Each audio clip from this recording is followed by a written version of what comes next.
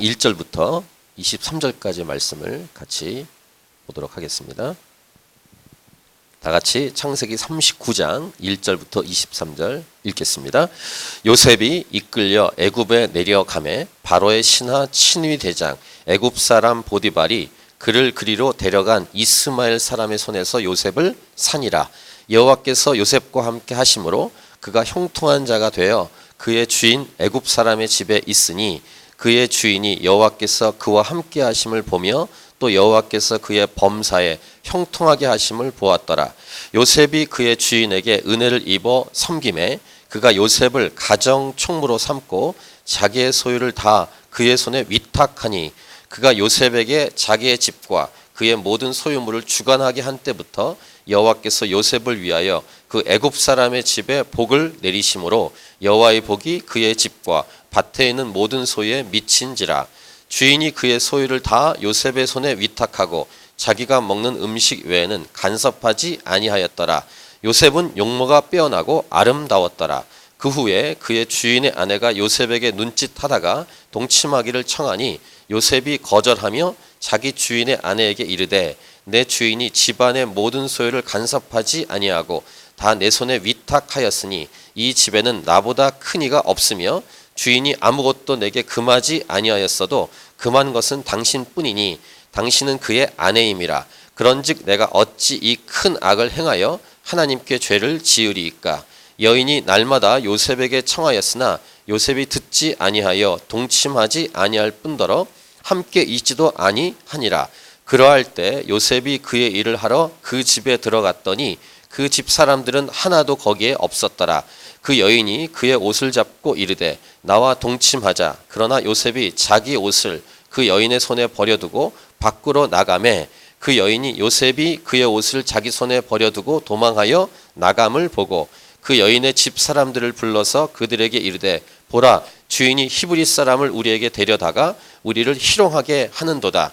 그가 나와 동침하고자 내게로 들어오므로 내가 크게 소리 질렀더니 그가 나의 소리 질러 부름을 듣고 그의 옷을 내게 버려두고 도망하여 나갔느니라 하고 그의 옷을 곁에 두고 자기 주인이 집으로 돌아오기를 기다려 이 말로 그에게 말하여 이르되 당신이 우리에게 데려온 히브리 종이 나를 희롱하려고 내게로 들어왔으므로 내가 소리질러 불렀더니 그가 그의 옷을 내게 버려두고 밖으로 도망하여 나갔나이다. 그의 주인이 자기 아내가 자기에게 이르기를 당신의 종이 내게 이같이 행하였다 하는 말을 듣고 심히 노한지라. 이에 요셉의 주인이 그를 잡아 옥에 가두니 그 옥은 왕의 죄수를 가두는 곳이었더라. 요셉이 옥에 갇혔으나 여호와께서 요셉과 함께 하시고 그에게 인자를 더하사 간수장에게 은혜를 받게 하심에 간수장이 옥중 죄수를 다 요셉의 손에 맡김으로 그 죄반 사물을 요셉이 처리하고 간수장은 그의 손에 맡긴 것을 무엇이든지 살펴보지 아니하였으니 이는 여호와께서 요셉과 함께 하심이라. 여호와께서 그를 범사에 형통하게 하셨더라. 아멘. 설교 제목은 눈에 보이지 않는 하나님을 보여주는 사람, 이렇게 제목을 정했습니다. 한번 제목을 같이 읽겠습니다. 눈에 보이지 않는 하나님을 보여주는 사람. 이런 사람이 될 수 있게 축복합니다. 그러니까 눈에 보이지 않는 하나님을 보여주는 통로가 되는 사람.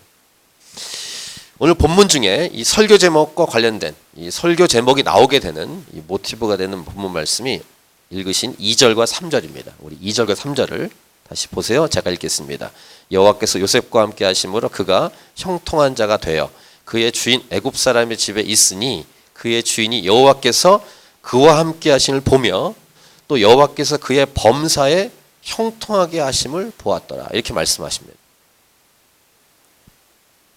그러니까 그의 주인 보디발이 요셉을 통해서 하나님이 함께하고 계시구나. 그 다음 하나님께서 요셉의 삶을 형통하게 하시는구나 라는 것을 주인인 보디발이 봤다는 것입니다. 볼 수 있다라는 것을 성경이 우리에게 말씀해 주고 있습니다.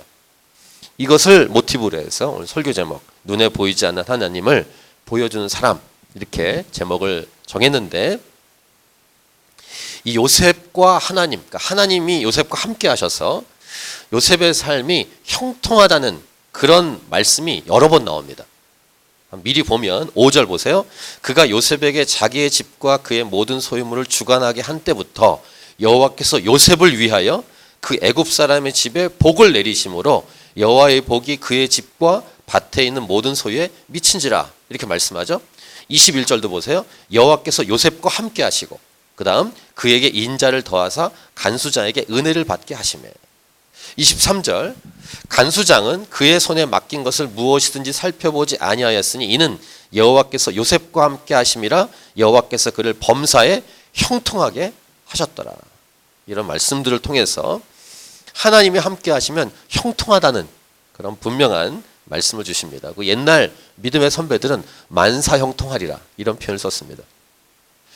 이 말은 고난이 없다는 말 아닙니다. 고난은 있지만 만사형통하다. 지금 요셉이 고난을 받고 있잖아요. 억울함, 누명을 쓰고 나중에는 후반부의 내용에 누명을 쓰고 결국 감옥까지 가는. 그러나 하나님이 함께 하시면서 형통하다라는 말씀을 계속 주고 있습니다. 고난과 어려움은 있지만 만사형통한 삶. 이것이 이렇게 금방 이해는 안 될 수 있습니다. 만사형통하려면 감옥에도 가지 말고 억울함도 쓰지 말고 누명도 쓰지 말아야지 이렇게 우리는 생각하지만 억울함과 누명을 쓸 수 있지만 만사형통할 수 있다라는 메시지를 우리에게 주고 있습니다. 2주 전에 요셉에 대해서 처음 나온 37장을 통해서 하나님의 꿈, 비전을 갖고 있는 사람은 고난을 받는다. 이런 말씀을 우리가 나누었습니다. 고난은 있지만 형통한 삶. 이것이 요셉의 삶이고 결국은 저와 여러분의 삶임을 우리에게 오늘 말씀하십니다. 자, 형들에게 팔려간 요셉은 바로의 친위 대장인 보디발의 집으로 다시 팔려갑니다. 지금으로 말하면 경호대장이라고 할 수 있겠습니다. 경호대장의 집으로 팔려갔습니다. 자, 1절을 보세요. 요셉이 이끌려 애굽에 내려가매 바로의 신하 친위 대장 애굽 사람 보디발이 그를 그리로 데려간 이스마엘 사람의 손에서 요셉을 사니라. 많은 집들이 있었을 텐데 그런데 하필이면 보디발의 집으로 갔을까? 이런 좀 생각을 하게 되지 않습니까? 이것이 하나님의 섭리와 계획입니다. 그래서 우연은 없습니다. 한번 따라하세요. 우연은 없다. 뭐 우연이라는 단어는 있지만 저와 여러분의 삶에는 우연은 없어요. 하나님의 섭리와 계획이 있을 뿐입니다. CCC에서 나온 CCC 혹시 출신이신 분들은 이것을 많이 공부하셨을 텐데 이렇게 전도할 때 처음 하는 표현이 있습니다. 하나님은 당신을 향해서 놀라운 계획과 비전을 갖고 계십니다. 하나님은 당신을 향해서 놀라운 꿈이 있으십니다. 이런 표현을 외우게 합니다. 한번 옆 사람에게 하나님은 당신을 향해서 놀라운 계획이 있습니다. 시작. 네, 이렇게 전도하는 거예요. 전도할 때 믿지 않는 사람을 딱 만났을 때 하나님은 당신을 향해서 놀라운 계획이 있습니다라고 말하면서 이제 얘기를 시작합니다. 이렇게 과정이 있어요. 이게 전도의 훈련에. 2절 3절 아까 읽으셨는데 여호와께서 요셉과 함께 하심으로 그가 형통한 자가 되어 그의 주인 애굽 사람의 집에 있으니 그의 주인이 여호와께서 그와 함께 하심을 보며 또 여호와께서 그의 범사에 형통하게 하심을 보았더라. 여기서 알 수 있는 이 2절과 3절 통해서만으로도 알 수 있는 전체 메시지이면서 오늘 첫 번째 메시지는 이것입니다. 상황과 환경 탓은 아니라는 것입니다. 하나님께서 지금 함께하고 계신가 이게 중요하지 환경과 상황 조건은 아니라는 사실을 알 수 있어요. 뭐가 아닌가? 요셉의 삶을 보면 누명을 쓰고 이제 오늘 본문의 후반부에 감옥까지 가게 됩니다. 종으로 팔려갔죠. 억울하게 감옥에 들어갔죠. 종으로 팔려가는 그 상황 그리고 감옥에 들어가는 환경 아무 상관이 없다는 거예요. 형통함과. 이것을 요셉의 삶을 통해서 우리들에게 오늘 주시는 첫 번째 메시지. 형통하게 하는 것, 성공하게 하는 것, 승리하게 하는 것을 보통 환경과 상황과 조건을 이유를 듭니다. 요즘 한국도 흑수저, 금수저 얘기를 많이 하는 이유가 계속 집안이 좋아야 되고 뭐 조건이 돼야지 성공하지 요즘은 성공하기 어렵습니다라는 말을 많이 합니다. 그리고 그렇게 돌아가는 것처럼 보입니다. 근데 성경은 그렇게 말씀하지 않으십니다.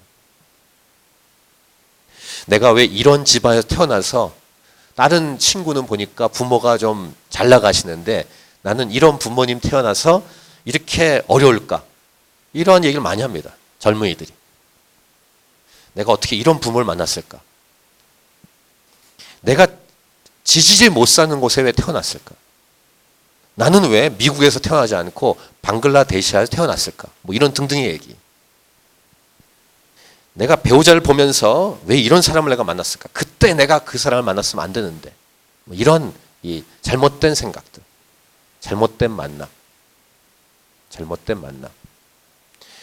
저 옆집을 봐.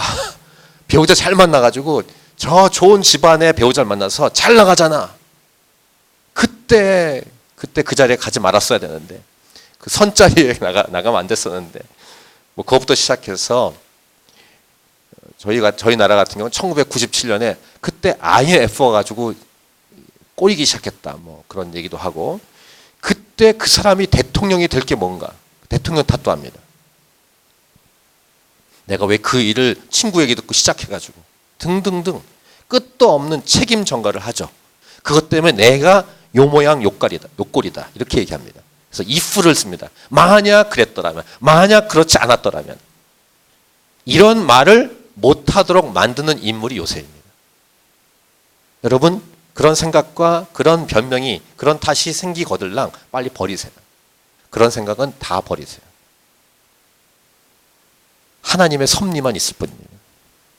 고난은 있습니다. 하나님이 함께 하고 계시면 형통합니다. 이것이 오늘 메시지예요. 그러니까 한 가지가 가장 중요한데 하나님이 지금 나와 함께 하고 계신가? 이 질문을 던져야 돼요. 그리고 하나님의 꿈이 있는가? 하나님이 주신 비전이 있는가? 하나님의 별명이 임마누엘입니다. 하나님은 우리와 함께 하시다. 이 뜻이죠. 하나님 우리와 함께 하신 분이십니다. 하나님의 임재를 경험하는 것, 하나님과 동행하는 것, 그 삶이 예수님을 통해서 활짝 열렸어요. 예수님 믿으면 하나님이 내 안에 들어오시고 하나님은 나를 떠나지 않으십니다. 그때부터 형통하게 되는 삶이 열리는 것입니다. 자, 첫 번째 메시지입니다. 상황과 환경 탓이 아니다. 딱 한 가지가 중요하다. 하나님께서 함께하고 계신가. 자, 두 번째 메시지는 뭐냐면 하나님이 함께하고 계시면 하나님이 함께 하시는 그 사람, 뭐 나든 여러분이든 우리를 통해서 주변에 있는 사람에게 하나님이 드러난다는 거예요. 저는 이 사실을 믿습니다. 그래서 예수 믿는 자가 오니까 뭔가 다른 것 같아. 이런 얘기를 믿지 않은 동료들이나 믿지 않은 상관을 통해 들어야 됩니다. 예수 믿는 사람이 오니까 뭔가 뭐 이런 얘기를 들어야 됩니다. 하나님은 살아계시니까. 눈에 보이지 않지만. 오늘 설교 제목이 눈에 보이지 않은 하나님을 보여주는 사람. 이 말은 믿지 않은 사람들도 어느 정도의 감각이 있다는 거예요. 영적인 흔적이 남아 있습니다. 그래서 하나님은 몰라도 뭔가 다르다는 것을 감각할 수 있습니다. 믿지 않은 사람들. 요셉의 경우 그 주인이 그것을 감각했고 뭔가 다르다 하는 걸 알게 됐고 요셉에게 모든 것을 다 맡깁니다. 집안에 있는 모든 말을, 모든 일들을. 4절 보세요. 요셉이 그의 주인에게 은혜를 입어 섬김에 그가 요셉을 가정 총무로 삼고 자기의 소유를 다 그의 손에 위탁하니. 다 맡겼다는 거예요. 맡겼더니 어떤 일이 벌어졌는가. 5절 같이 읽겠습니다. 시작. 그가 요셉에게 자기의 집과 그의 모든 소유물을 주관하게 한 때부터 여호와께서 요셉을 위하여 그 애굽 사람의 집에 복을 내리심으로 여호와의 복이 그의 집과 밭에 있는 모든 소유에 미친지라. 할렐루야. 이 사실을 믿으십시오. 믿으세요. 이게 성경 말씀입니다. 하나님이 우리에게 주신 메시지입니다. 이 일은 저와 여러분을 통해서 이 땅 가운데 지금도 일어날 수 있습니다. 저는 어떻게 믿냐면 혼자 상상이라고 생각할 수 있지만 저는 이 사실을 근거로 해서 믿습니다. 제가 캔버라에 왔기 때문에 캔버라는 이제 복이 임하는 거예요. 저 오재성이 캔버라에 왔기 때문에 2년 넘었어요. 이 캔버라가 복을 받고 있어요. 할렐루야. 제가 7년 전에 호주에 왔기 때문에 시드니가 복을 받고 있어요. 지금. 아멘을 하셔요. 오재성이가 왔기 때문에 복을 받고 있는 거예요. 이런 믿음, 교만하지 않은 범위에서 이런 확신과 용기가 필요합니다. 내가 존재하고 있기 때문에 너가 복을 받고 있는 거야 라고 말할 수 있는 사람. 이게 예수 믿는 사람이에요. 여러분들도 마찬가지죠? 여러분이 오재성을 만났기 때문에 복을 받고 있는 거예요. 아멘. 슬기야. 진짜입니다. 이런 확신, 이런 믿음을 가지고 살아가는 것입니다. 이게 예수 믿는 사람입니다. 캔버라 하나님이 차신 교회가 캔버라에 시작됐기 때문에 캔버라는 복이 이미 시작됐어요. 할렐루야! 이번에 부흥 집회 하는데 전 그런 기대를 합니다. 캔버라 땅에 캔버라 하나님이 차신 교회가 존재한다는 자체부터 복이 이미 임하고 있는 거예요. 그 사실을 믿고 담대하게 이 땅을 살아가십시오. 이것이 크리스찬, 예수 믿는 사람입니다. 이미 결혼하신 분들 그 집안으로 시집 가시고 장가 갔기 때문에 그 집안이 복을 받고 있는 거예요. 처가댁이 복을 받고 친정이 복을 받고. 처가댁과 친정은 다른 거 맞죠? 처가댁, 친정. 시댁이 복을 받고 있는 거예요. 네. 똑같은 거예요. 처가댁, 친정. 똑같은 거네, 진짜. 자, 다시. 처가댁이 복을 받고, 시댁이 복을 받고 있는 거예요. 할렐루야. 그 며느리가 들어왔기 때문에 이 가정이 살아나고, 그 사위가 들어왔기 때문에 그 가정이 살아나는 거예요. 이것이 예수 믿는 사람의 고백이에요. 이게 믿음입니다. 이런 얘기를 듣도록 해야 된다는 것입니다. 요셉의 삶이 그랬다는 것입니다. 여러분이 그 사업을 시작했기 때문에 그 사업의 영역에 복이 임하기 시작하고, 여러분이 그 직장에 들어가고 그 일을 하기 시작했기 때문에 그 직장이 복을 받는 역사. 요셉은 그러한 대표적인 인물로 우리에게 존재하고 있는 거예요. 이 성경을 통해서 우리에게 말씀하고 있는 것입니다. 이러한 존재가 교회입니다. 교회는 건물이 아닙니다. 예수 믿는 저와 여러분입니다. 여러분 한 사람 한 사람이 이 땅을 살아갈 때 이 땅의 여러 영역에 복이 임하고 있다는 사실. 이런 믿음을 가지고 이 땅을 살아가는 것. 자, 그 다음 크게 중요한 두 번째 메시지인데, 이렇게 복의 통로로 쓰임을 받는 사람이 실제적으로 구체적으로 어떤 태도와 행동을 하며 살아가야 될 것인가. 하나님이 함께하고 계시는 그 사람의 중심과 구체적인 삶의 모습은 어떠해야 되는가를 이제 요셉을 통해 우리는 또 보게 되는데, 2주 전에부터 37장의 요셉의 삶을 통해서 하나님의 꿈을 받은 자가 고난이 있다 이런 말씀을 드렸는데, 고난이 다양합니다. 공격이 다양합니다. 오늘 본문에 이제 적극적인 악한 자의 공격이 요셉에게 닥칩니다. 아마 요셉이 잘 생겼던 것 같아요. 아마 나이가 이제 처음에 17세 하나님의 꿈을 받고 이제 나이가 좀 먹어서 20대 초반이나 중반쯤 됐을 거예요. 20대 젊은이. 그 젊은이가 잘생겼던 것 같아요. 그러니까 이 잘생긴 이 남자를 공격하는 사람은 아줌마였어요. 유명한 이름 아줌마. 권력이 많고 돈이 많은. 보통은 한국도 그렇고 아마 다른 나라도 마찬가지일 텐데, 남편이 권력자이면, 남편이 권력 있는 사람이면 그 아내는 권력이 2배예요. 남편의 권력과 또 자신의 권력을 다 합쳐가지고 2배로 사용합니다. 남편보다 그 아줌마가 훨씬 더 셀 수 있습니다. 이 아줌마가 이제 요셉을 건들기 시작합니다. 이제 아줌마가 뭐라고 하는 게 아니라, 만약에 요셉이 자매였으면은 아저씨가 이제 괴롭겠겠죠. 자, 6절부터 보세요. 주인이 그의 소유를 다 요셉의 손에 위탁하고 자기가 먹는 음식 외에는 간섭하지 아니하였더라. 그러면서 이렇게 설명합니다. 요셉에 대해서. 요셉은 용모가 빼어나고 아름다웠더라. 이렇게 기록합니다. 잘생긴 청년, 젊은이.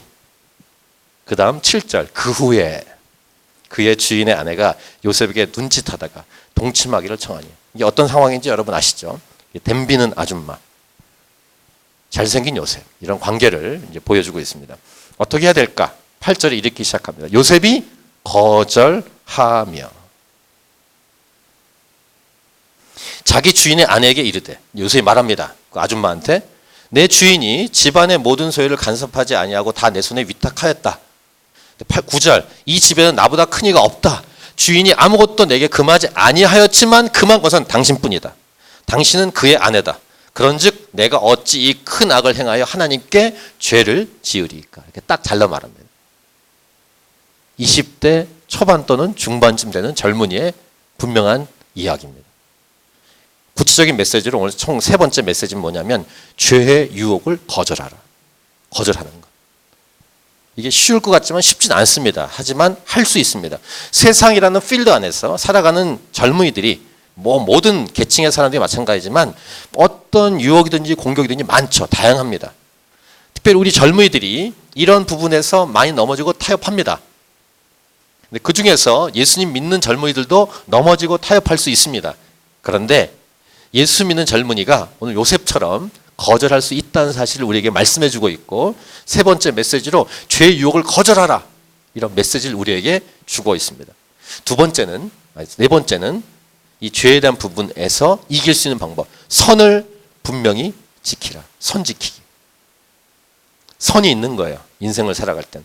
다 할 수 있지만 하지 않는 것입니다. 죄를 짓지 않기 위해서. 죄는 마치 선을 넘는 것과 비슷합니다. 이 바닷물이 경계를 넘은 것이 뭡니까? 해일이에요. 해일에 큰 피해가 있죠. 해일이 나면 그 도시를 싹쓸이 합니다.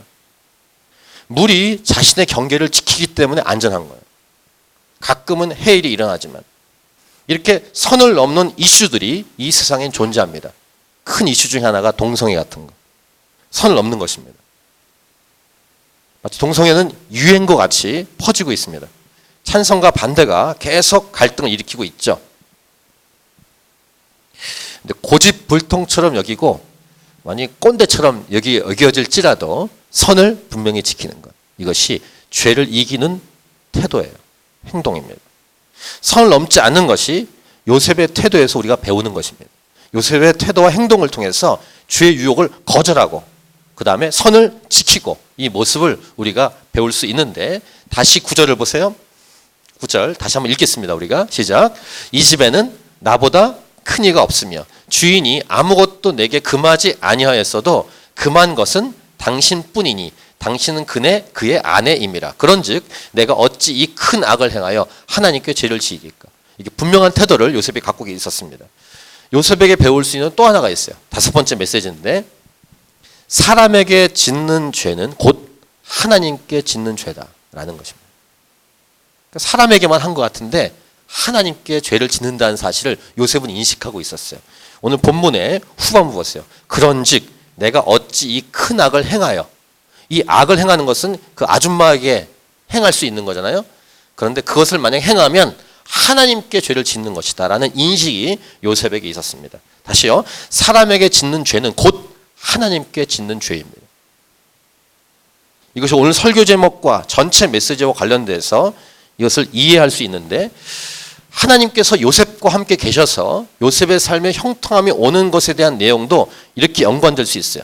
그러니까 사람들 사이에 요셉이 살아가고 있지만 동시에 하나님 앞에서 요셉은 살아가고 있다는 사실을 요셉의 고백을 통해서, 행동을 통해서 우리는 배우는 것입니다. 어떤 분은 교회를 다니지만 하나님이 함께하고 있다는 사실을 전혀 생각하지 않거나 무시하고 그냥 살아갑니다. 그것은 예수님을 제대로 믿는 게 아닙니다.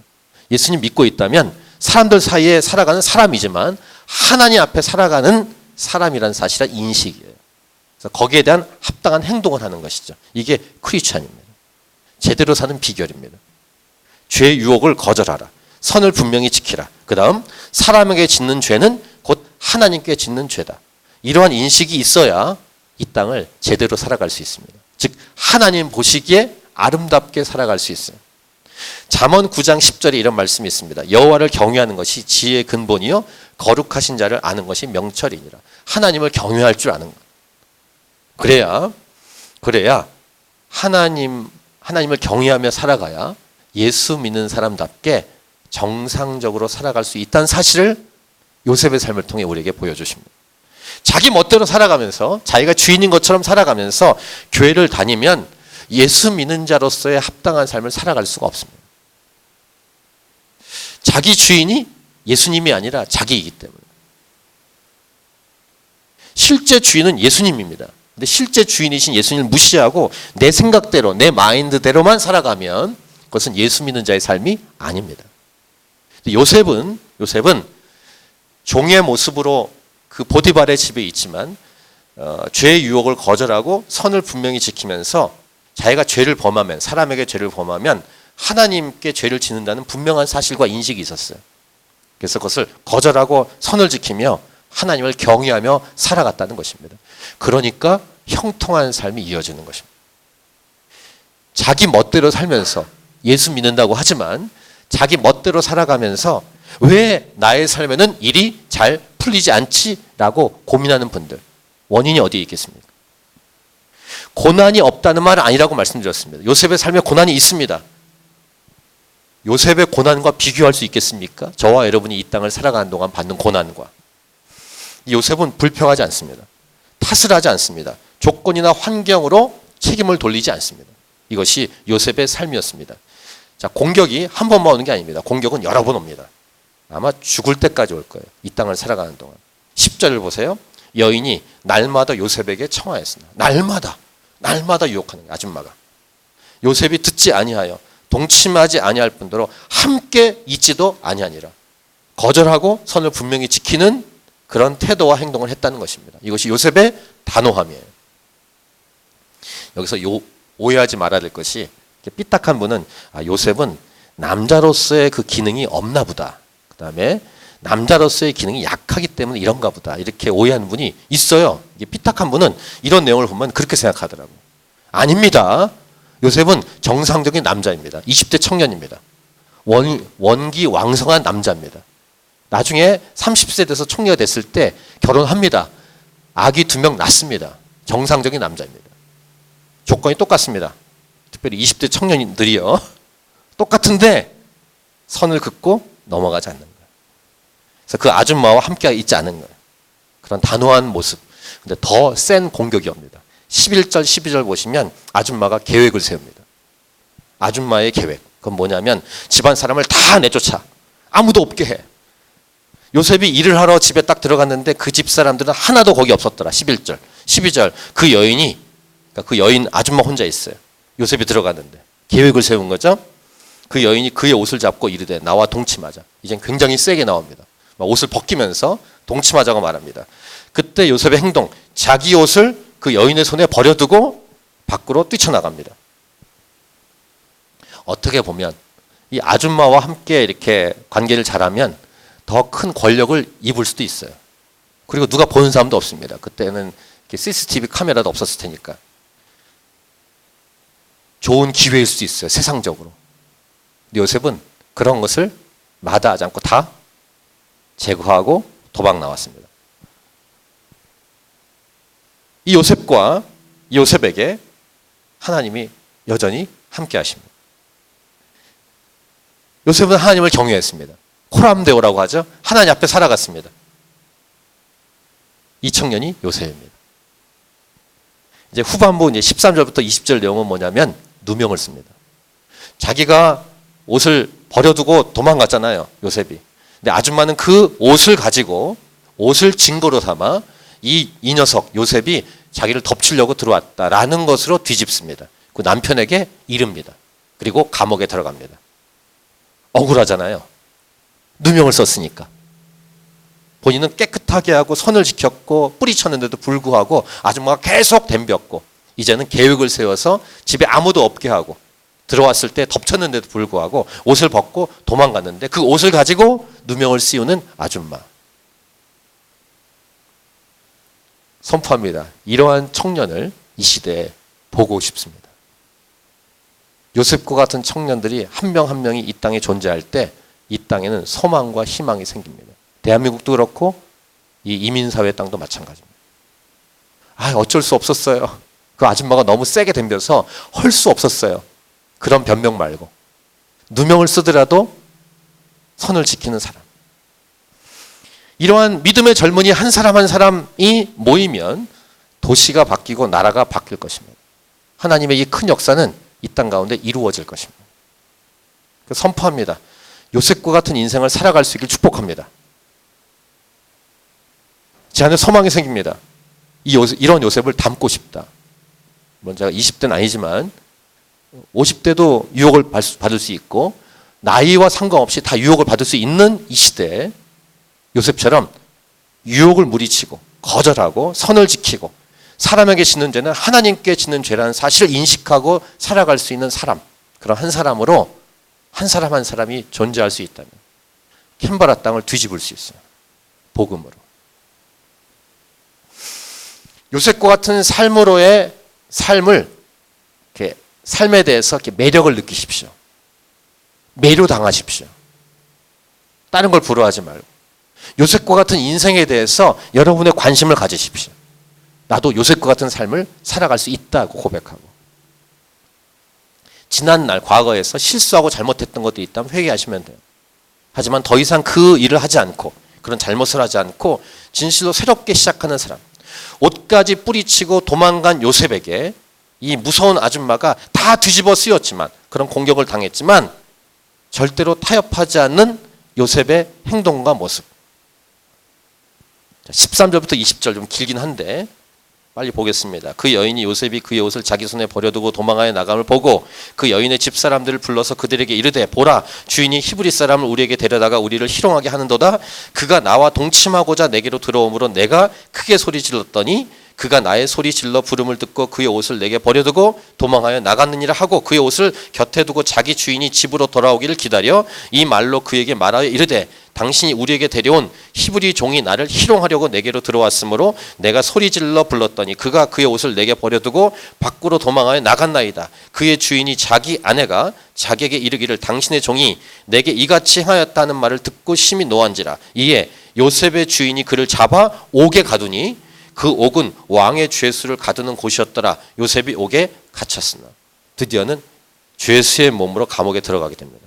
정말로 억울한, 누명을 쓴, 요셉에게 힘도 없었겠지만 아무리 변명해도 믿어주지 않았을 것이고, 근데 요셉의 행동을, 요셉의 모습을 상상해 본다면, 이런 흐름에서 상상해 본다면 요셉은 우울해하거나 복수의 칼을 갈거나 하지 않았을 것입니다. 이제 두고 보자, 그 아줌마 내가 뭐 이러면서 복수의 칼을 갈지 않습니다. 복수의 칼을 갈았던 스타일이었다면 그 형들에 대해서도 원망을 했을 거예요. 근데 형들 원망도 하지 않고 보디발이나 보디발의 아내인 그 아줌마도 원망하지 않습니다. 보통 이런 누명을 받는 내용이 일반 드라마나 영화에 많이 나옵니다. 많이 나오잖아요. 이런 스타일 소재가. 근데 그 다음에 이 내용이 달라요. 이걸 드라마로 쓸 수가 없습니다. 성경 드라마는 나올지만 일반 드라마에는 인기가 없을 거예요. 복수의 칼을 갈고 싹싹 해야지 사이다 같은 시원함이 있을 텐데 요셉은 그렇게 하지 않거든요. 그럼에도 불구하고 시원할 거예요. 요셉이 총리가 되니까. 총리가 됐으니까 이제 형들이나 이 보디발 부부를 완전히 싹쓸이할 것 같은데 그렇게 하지 않습니다. 맨 처음 메시지처럼 환경이나 조건 등의 탓을 돌리지 않고, 환경 등이나 조건, 지금 당한 이 죄수의 몸까지 간 그 자리에서 요즘 같으면 이렇게 술을 막 퍼 먹은 다음에 폐인이 되는 그런 모습이 없습니다. 요셉에게. 자, 환경이나 조건 탓이 아니에요. 하나님이 함께하고 있는가가 중요합니다. 마지막 21부터 23절 감옥에서는 이렇게 합니다. 똑같아요. 같이 읽겠습니다. 21부터 23절 시작. 여호와께서 요셉과 함께 하시고 그에게 인자를 더하사 간수장에게 은혜를 받게 하심에 간수장이 옥중 죄수를 다 요셉의 손에 맡김으로 그 재반 사물을 요셉이 처리하고 간수장은 그의 손에 맡긴 것을 무엇이든지 살펴보지 아니하였으니 이는 여호와께서 요셉과 함께 하심이라. 여호와께서 그를 범사에 형통하게 하셨더라. 아멘. 할렐루야. 장소, 상황, 신분이 바뀌었지만 보디발의 집에서나 감옥에서나 동일한 요셉의 태도, 이것입니다. 불평할 이유, 탓을 할 이유, 누구 때문이다라는 이런 등등 자기에게 주어진 상황, 조건 때문에 말하고 싶은 모든 말을 멈추게 하는 요셉. 하나님의 꿈을 받고 살아가지만 고난도 있지만 형통함도 있다는 것을 알려주고 보여주는 요셉. 여러분은 어떤 인생을 살아가고 싶으십니까? 혹시 여러분 안에 이런 생각이 있을 수 있어요? 오늘 이 말씀, 이 스토리는 말도 안 된다. 성경에 갇혀있는, 문자에 갇혀있는 내용이지 현실을 몰라서 그런다 라고 잘못 생각하지 마십시오. 요셉이 닥친 일은 현실 속에서 일어날 수 있고 동시에 요셉의 행동과 이 태도도 현실 속에서 이루어질 수 있는 모습이에요. 요셉의 삶을 우리가 살아갈 수 있어요. 쉽다는 말은 아니지만 가능합니다. 그러니까 성경이죠. 지어낸 얘기가 아닙니다. 동화가 아닙니다. 그건 그거고 나는 나다. 아닙니다. 이 요셉의 삶은 저와 여러분에게도 그대로 일어날 수 있는데 요셉의 삶처럼 우리도 살아갈 수 있다는 것을 우리에게 말씀하고 있는 거예요. 기본적으로 예수님 믿었다면 하나님 꿈을 받은 자입니다. 고난도 있습니다. 요셉과 함께 하셨던 하나님이 그래서 우리와 함께 하십니다. 그래서 요셉처럼 우리도 살아갈 수 있습니다. 주님이 우리와 함께 하시는가? 사도 바울은 이렇게 말합니다. 예수 믿는 자가 이렇다. 고린도전서 3장 16절. 너희는 너희가 하나님의 성전인 것과 하나님의 성령이 너희 안에 계시는 것을 알지 못하냐. 이게 예수 믿는 사람입니다. 주님이 내 안에 계시는 거예요. 예수 믿으면. 나와 함께 하고 계십니다. 임마누엘 하십니다. 그래서 나의 삶에는 형통함이 있습니다. 물론 고난도 있습니다. 아줌마의 공격을 받아서 죄수의 몸에 간 그런 똑같진 않지만 그런 유의 일이 우리의 삶에 일어날 수 있습니다. 그때 믿음을 지키고 선을 지키고 거룩하게 살아가는 요셉의 삶을 저와 여러분도 살아갈 수 있음을 주시는 오늘의 메시지예요. 상황과 환경이 아니다. 딱 한 가지. 하나님이 함께하고 계신가. 두 번째, 하나님께서 함께 하시면 그 하나님이 함께 하시는 그 사람을 통해 주변에 있는 사람에게 하나님이 드러난다. 세 번째, 죄의 유혹을 거절하라. 선을 분명히 지키라. 사람에게 짓는 죄는 곧 하나님께 짓는 죄다. 이런 5가지 메시지를 오늘 본문을 통해서 우리는 확인했습니다. 자, 마지막. 오늘 이 요셉을 통해서 우리는 누구를 볼 수 있냐면 예수 그리스도를 볼 수 있습니다. 요셉의 삶을 통해서 예수님이 보입니다. 예수님이 하나님이시지만 완전한 인간으로 이 땅에 오셨습니다.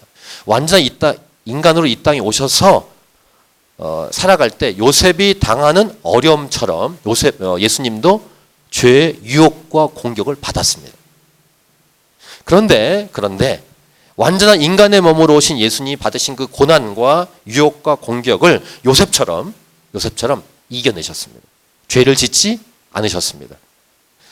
이러한 메시지를 축약하는 내용이 히브리서 4장 15절입니다. 한번 같이 이 참고 구절을 읽겠습니다. 히브리서 4장 15절 시작. 우리에게 있는 대제사장은 우리의 연약함을 동정하지 못하실 리가 아니요 모든 일에 우리와 똑같이 시험을 받으신 이로되 죄는 없으시니라. 고로 요셉처럼 저와 여러분도 죄를 짓지 않고 살 수 있다라는 것을 우리에게 말씀하는 거예요. 그러려면 대가를 지불해야 됩니다. 고난도 받지만 억울한 누명도 써야 합니다. 예수님이 이 세상을 이겼다라는 놀라운 말씀도 주셨는데 요한복음 16장 33절 이것을 너희에게 이르는 것은 너희로 내 안에서 평안을 누리게 하려 함이라. 세상에서는 너희가 환난을 당하나 담대하라. 내가 세상을 이기었노라. 아멘.